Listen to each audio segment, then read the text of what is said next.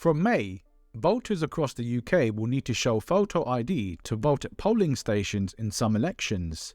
And from October, this will also apply to general elections. In this video, I'll explain what forms of ID are accepted and what to do if you don't have one. Previously in England, Scotland and Wales, you didn't need to take anything with you when visiting a polling station to vote.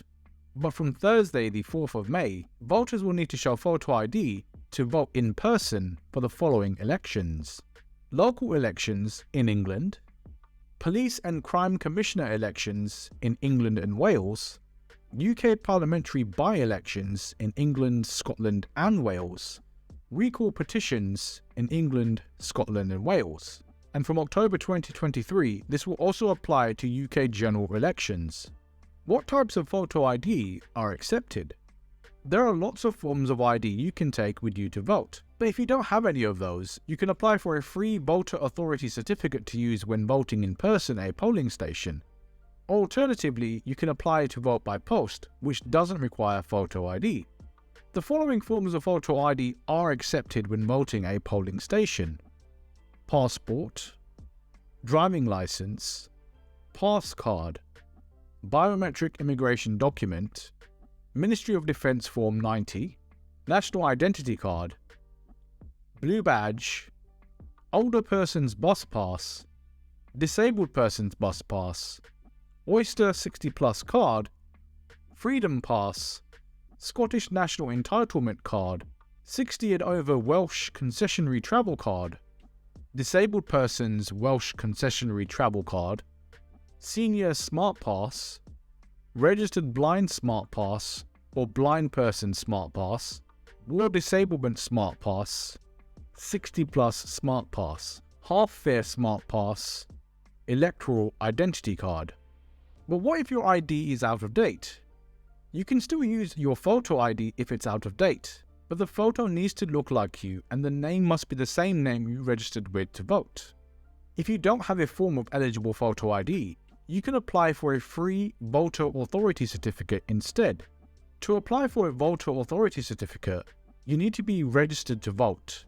You'll be asked for your national insurance number, however you can still register if you don't have one.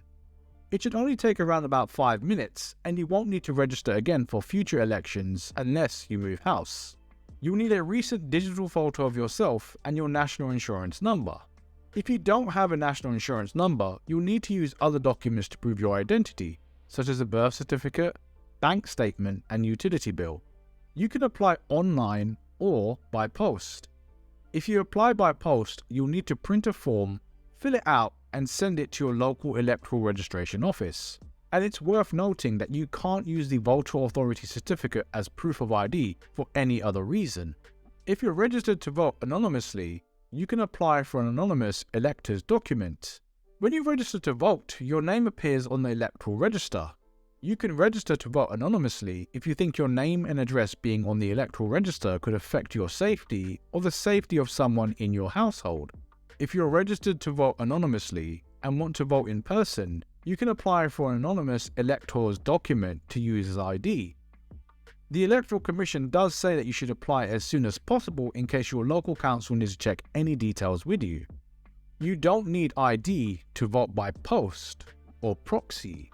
You can apply to vote by post or by proxy if you know you won't be able to get to a polling station on the day. You won't need to show ID in either case, though if you have a proxy vote, the person casting your vote will need to show their own ID. You can apply to vote by post if it's more convenient for you than visiting a polling station, and you don't even have to give a specific reason.